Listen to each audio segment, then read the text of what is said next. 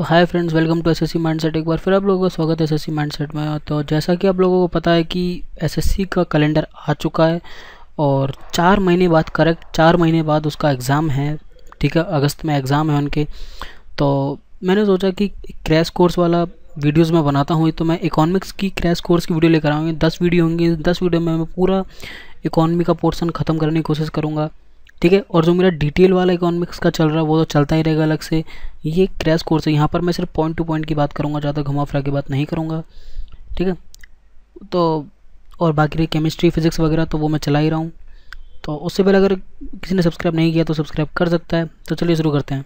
ठीक है, तो ये हमारा वीडियो 1 है। ठीक है, इकोनॉमिक्स का। तो इसमें जो सबसे पहला पॉइंट है, ठीक है, वो है हमारा इकोनॉमिक्स। ठीक है, तो अगर बात करें इकोनॉमिक्स की तो ये एक ग्रीक वर्ड है।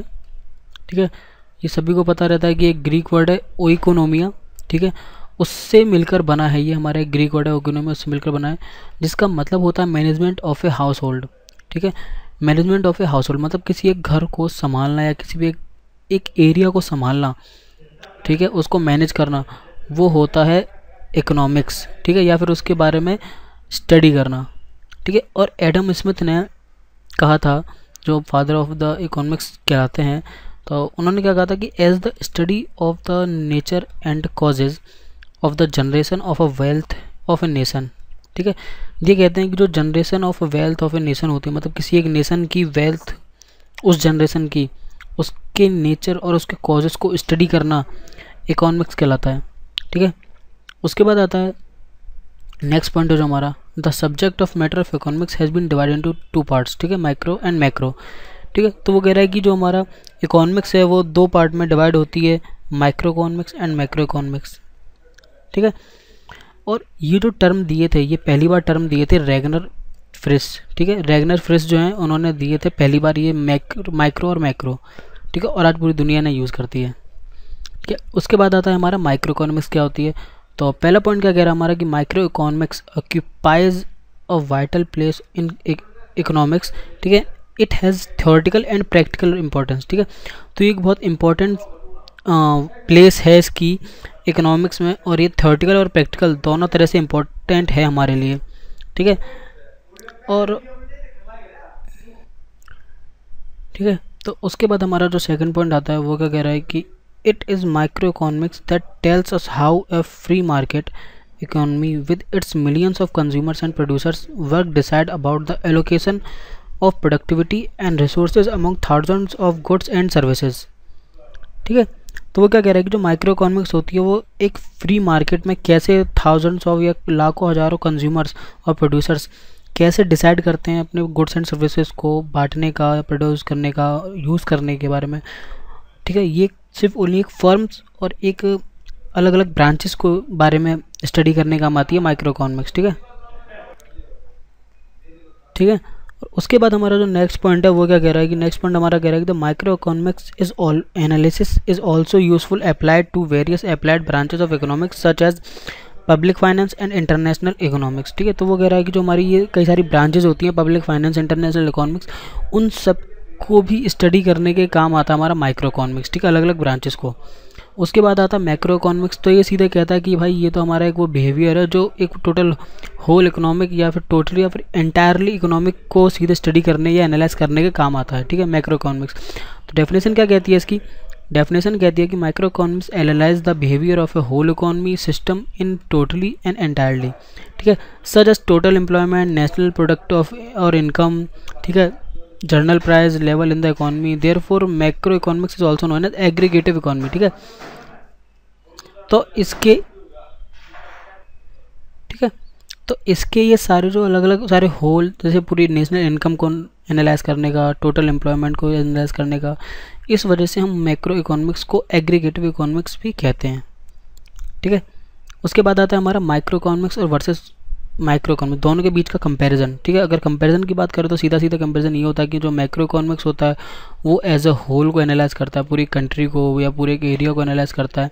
ठीक है, और जो माइक्रो इकोनॉमिक्स होता है वो एक अलग अलग individual components like industries, firms and household, इन सब को अलग अलग एनालाइज करता है। ठीक है, इंडिविजुअली या स्पेशली सिर्फ उसी को एनालाइज करेगा, किसी और कंपोनेंट को नहीं छेड़ेगा। ठीक है। माइक्रो इकोनॉमिक्स क्या deals with the theory of the firms and behaviour of the problem of individual firms concern with the pricing theory, demand concept and theory of the market structure. ठीक है, तो वही जो ऊपर लिखा था वही दोबारा मैंने थोड़ा एक्सप्लेन करके लिख दिया है। जो माइक्रो इकोनॉमिक्स होता है वो हमारा सिर्फ जो जितनी भी फर्म्स और अलग अलग इंडिविजुअल फर्म्स होती हैं उनके बिहेवियर या उनके नेचर को एनालाइज करने का काम आता है। ठीक है, जैसे pricing theory, demand concept, theory of market structure वगैरह वगैरह। और जो मैक्रो इकोनॉमिक्स होता है वो उस तरह की इकोनॉमी है जो एग्रीगेट आउटपुट ऑफ इकोनॉमी को एनालाइज करने का काम आती है। एग्रीगेट आउटपुट मतलब टोटल होल आउटपुट को एनालाइज करने का काम आती है। ठीक है, जैसे नेशनल इनकम हुआ हमारा या टोटली जो जीडीपी हुआ पूरे नेशनल का, वो इस तरह के जो हमारे ओवरऑल कॉन्सेप्ट होते हैं उनको एनालाइज करने के काम आता है। ठीक है, उसके बाद आता है central problems of N economy. अब जब किसी कंट्री की इकॉनमी है तो उसको एनालाइज करने में कुछ प्रॉब्लम्स भी आएंगी। तो वो प्रॉब्लम्स कितने टाइप की होती हैं? वो 3 टाइप की होती हैं। ठीक है, what to produce, how to produce और होम टू प्रोड्यूस। ठीक है, 3 प्रकार की प्रॉब्लम्स होती हैं। तो कौन कौन सी प्रॉब्लम है?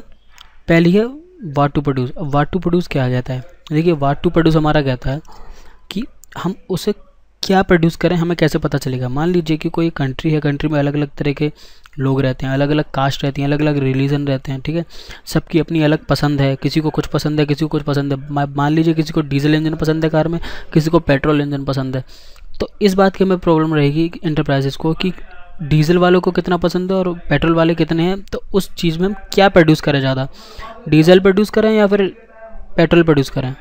ठीक है, तो इस चीज़ की बड़ी प्रॉब्लम होती है कि हम क्या प्रोड्यूस करें। दूसरा है हाउ टू प्रोड्यूस, कैसे प्रोड्यूस करें। प्रोड्यूस मतलब अपना जो ट्रेडिशनल कॉन्सेप्ट है वो टेक्नोलॉजी यूज़ करें या फिर जो न्यू टेक्नोलॉजीज़ आ रही है, मॉडर्न एरा आ रहा है, वो यूज़ करें। ठीक है, अगर मॉडर्न एरा यूज़ करते हैं तो हमारा जो फाइनेंशियल जो उसका आउटपुट लगेगा, ठीक है, उस पर इनपुट लगेगा वो ज़्यादा होगा। ठीक है, आउटपुट वो कम देगा। ट्रेडिशनल में टाइम ज़्यादा लगेगा। तो ये भी प्रॉब्लम्स रहते हैं कि कैसे प्रोड्यूस करें। ठीक है, तीसरा है फॉर होम टू प्रोड्यूस। ठीक है, for whom to produce, for whom to produce. For whom to produce का मतलब किसके लिए प्रोड्यूस करें। अब देखिए, हमारे इंडिया में अलग अलग कास्ट के रहते हैं। मान लीजिए कपड़ों की बात करें तो पंजाबीज पगड़ी पहनते हैं, ठीक है, कुर्ता पहनते हैं, ब्राह्मण धोती पहनते हैं, मुस्लिम बुर्खा पहनती हैं औरतें, हिंदू साड़ी पहनती हैं। ठीक है, तो सबके अलग अलग पहनावे, सबके अलग अलग खाना, सबका अलग अलग। ठीक है, तो वही बुझा कि किसके लिए कितना प्रोड्यूस करें, इस चीज़ में प्रॉब्लम आती है। ठीक है, कि सबकी पसंद अलग अलग है। ठीक है, तो इसी वजह से क्या, कैसे और किसके लिए, ये 3 प्रॉब्लम्स बहुत आती हैं। उसके बाद है इकोनॉमिक सिस्टम। तो ठीक है, तो इकोनॉमिक सिस्टम हमारे किस पे बेस्ड होता है?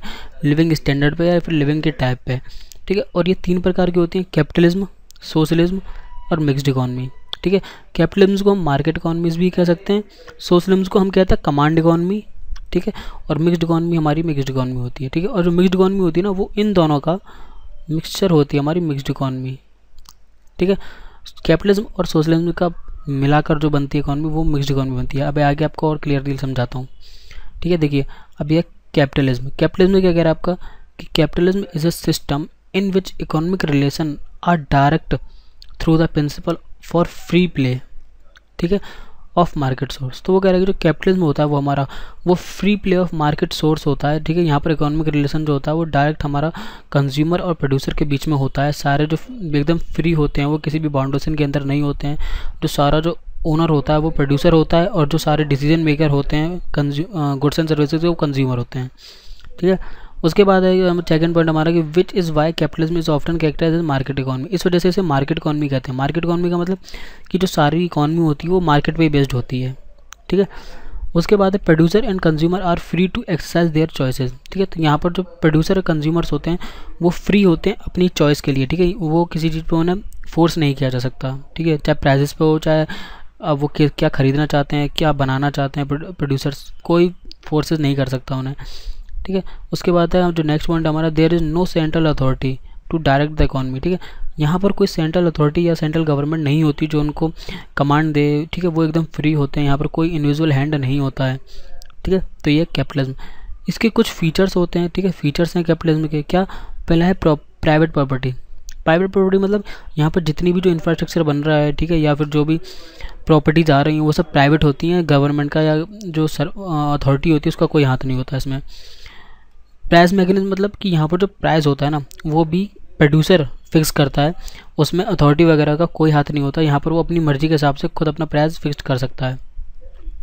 Freedom of enterprise, freedom of enterprise मतलब बिजनेस करने का फ्रीडम, ठीक है, बिजनेस करने का फ्रीडम, वो कोई सा भी कैसे बिजनेस कर सकता है। उसके बाद आता है कंपटीशन। कंपटीशन आप खुद ही सोचिए, जो फ्रीडम मिल रहा है उसे बिजनेस करने का, कोई कुछ भी ऐसे बाउंडेशन नहीं है, तो इस वजह से ज़्यादा एंटरप्राइज खुलते हैं तो कंपटीशन बढ़ता है, ठीक है। जब लोग ज़्यादा बढ़ेंगे तो उन्हें एक दूसरे को कॉपरेशन भी देना पड़ेगा, और कॉपरेशन नहीं करेंगे तो प्रॉब्लम आएगी। उसके बाद आता है प्रॉफिट मोटिव, ठीक है। तो ये इस तरह का जो कैपिटलिज्म जो वो इकोनॉमी है, वहाँ पर सिर्फ एक ही मोटिव होता है प्रॉफिट की, ज़्यादा से ज़्यादा प्रॉफिट कमाना, ठीक है। उसके बाद जो हमारा नेक्स्ट पॉइंट है वो है sovereignty of the consumer. Sovereignty of the consumer का मतलब है कि जो सारी जो मेन पावर होती है गुड्स के बनने के बाद जो डिसीजन लेने की, वो सिर्फ कंज्यूमर के पास होती है। जब तक कंज्यूमर सेटिस्फाई नहीं होगा तब तक उस मार्केट का कोई यूज़ नहीं है, ठीक है। तो उसका जो मेन मोटिव होता है वो होता है प्रॉफिट, और जो मेन एम होता है वो होता है कंज्यूमर का सेटिस्फैक्शन, ठीक है। लेबर एज ए कमोडिटी, ठीक है, और लेबर को एज ए कमोडिटी ये मानता है जो हमारा कैपिटलिज्म इकॉनमी है, या फिर कहें मार्केट इकॉनमी है, ठीक है। उसके बाद आता है सेल्फ इंटरेस्ट।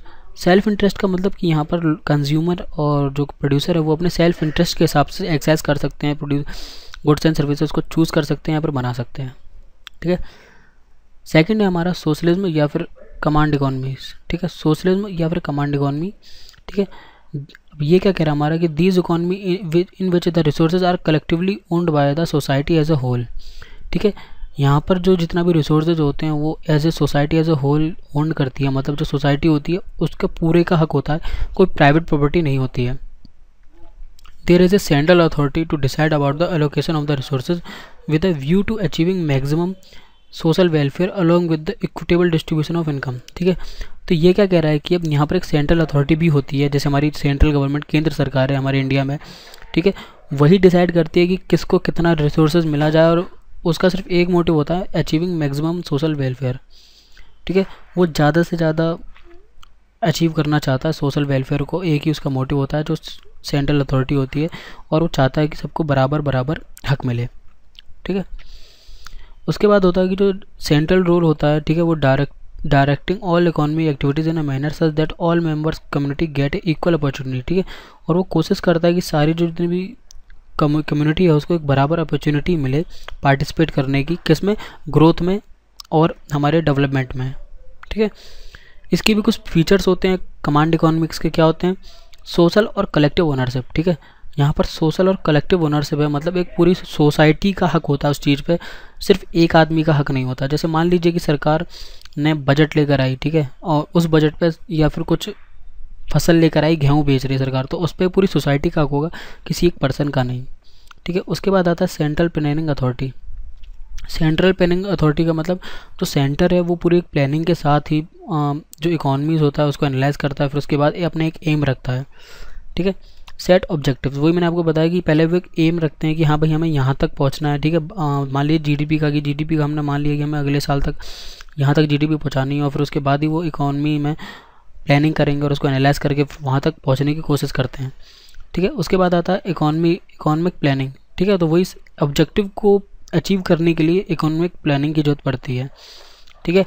उसके बाद आता है गवर्नमेंट कंट्रोल की, ठीक है। तो कंट्री में जितना भी यूज़ हो रहा है गुड्स एंड सर्विसेज का, या फिर बैंकिंग सेक्टर में, या फिर इकोनॉमी में, ठीक है, कुछ भी फाइनेंशियली कुछ कर रहे हैं, तो उस पर पूरा कंट्रोल किसका होता है, गवर्नमेंट का, ठीक है। लैक ऑफ कंपटीशन क्यों, क्योंकि जब यहाँ पर सारा कंट्रोल गवर्नमेंट के पास होता है तो इतना इंटरेस्ट नहीं होता है लोगों को इस फील्ड में आने का, अपने बिजनेस को, एंटरप्राइज को इसमें इन्वॉल्व करने का, ठीक है। तो यहाँ पर कम कंपटीशन होता है, ठीक है। उसके बाद जो नेक्स्ट पॉइंट हमारा हुआ है लिमिटेड प्राइवेट सेक्टर। कुछ लिमिटेड प्राइवेट, जब लैक ऑफ कंपटीशन होगा तो जो प्राइवेट सेक्टर होंगे वो भी बहुत कम होंगे, इसलिए यहाँ पर लिमिटेड प्राइवेट सेक्टर होता है, ठीक है।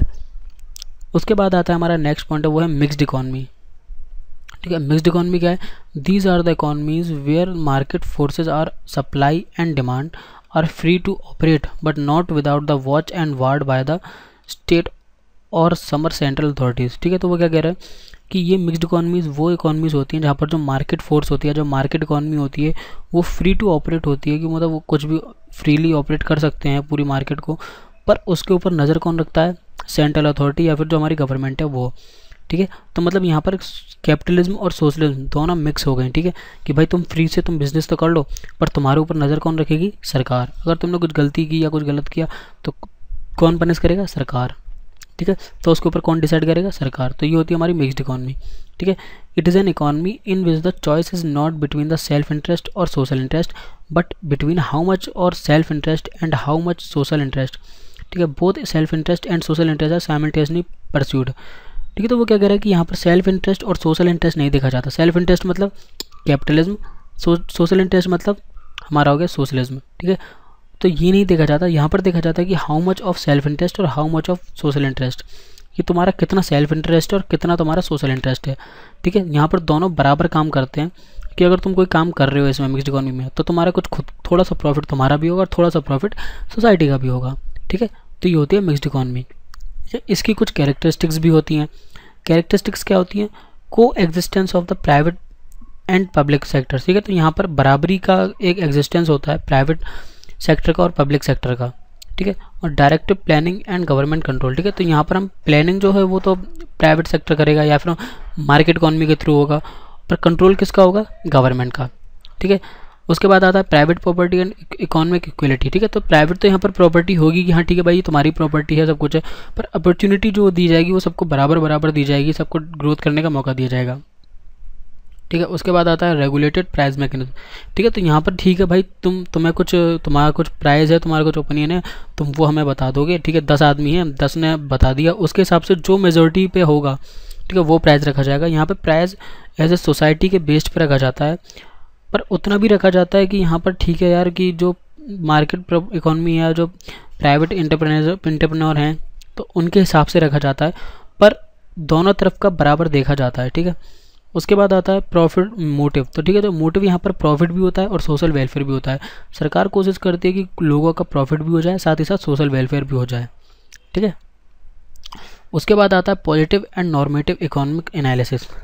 ठीक है, तो देखिए डेफिनेशन क्या कहती है कि यहाँ पर एज दे आर, ये वर्ड पे याद रखिए कि एज दे आर। ठीक है, यहाँ पर फोकस करिए एज दे आर, वो इस तरह से positive economic analysis deals with the thing as they are, it is studies the actual as they are not and what is the desirable. ठीक है, it analyses the cause and effect relationship involve the actual and remains strictly neutral and silent with the regards to end. ठीक है, तो ये क्या कह रहा है कि जो हमारा पॉजिटिव इकोनॉमिक एनालिसिस होता है वो कोई भी डाटा को सिर्फ उसी जैसा है वैसे एनालाइज कर लेता है, कुछ नहीं बताता है कि उसे क्या उसमें सुधारना चाहिए, क्या नहीं सुधारना चाहिए। ठीक है, या कैसे उसे और अच्छा सॉल्व करना चाहिए, वो सिर्फ एकदम न्यूट्रली काम करता है। ठीक है, उसके बाद आता है हमारा normative economic analysis. Normative economic analysis क्या कहता है कि it deals with the things that ought to be. ठीक है, it tells how to economic problem should be solved. ठीक है, तो नॉर्मेटिव इकोनॉमिक एनालिसिस क्या करता है, ये दे ओ टू बी मतलब उसको बताता है, हमें बताता है कि हमें कैसे इकोनॉमिक प्रॉब्लम को सॉल्व करना चाहिए। ठीक है, या फिर in other words it passes moral judgment expressing good और bad aspects of the economic decision, या फिर वो एक मोरली तरीके से ये जज करता है कि जो हमने डिसीजन लिए हैं वो अच्छे हैं या बुरे हैं। ठीक है, वो हमें ये बताता है। ठीक है, तो ये होता है नॉर्मेटिव इकोनॉमिक एनालिसिस। ठीक है, तो आई होप कि आपको पसंद आया होगा। ये मेरी पहली वीडियो थी, मैंने इसमें बहुत स्पीड में क्योंकि क्रैश कोर्स है तो मैंने बहुत स्पीड में कवर करने की कोशिश की है। ठीक है, नेक्स्ट वीडियो जो हमारी होगी उसमें हम बताएंगे आपको theory of demand, theory of supply. ठीक है, डिमांड और सप्लाई के बीच में क्या रिलेशन है पूरा वो चलेगा, तो वो एक कोर होगा और मैं आपको सिर्फ एक ब्रीफ समझाऊंगा, और अगर आपने उसे अच्छे से ब्रीफ को भी समझ लिया तो आप गारंटी कि आप खुद अपने हिसाब से करके चले आएंगे। इसमें भी यही है कि अगर आप इसको पूरा पढ़ लेते हैं तो आपको पूरा समझ में आ जाएगा क्या होता है। ठीक है, इकोनॉमी और ये मैक्रो इकोनॉमी। ठीक है, तो आई होप कि आपको पसंद आया। अगर पसंद आया तो प्लीज़ इस वीडियो को लाइक करें। ठीक है, कुछ पूछना चाहते हैं, कुछ कहना चाहते हैं तो कमेंट करें, और अभी तक सब्सक्राइब नहीं करा है तो प्लीज़ सब्सक्राइब करें। ठीक है, तब तक के लिए bye, thanks for watching and वंदे मातरम।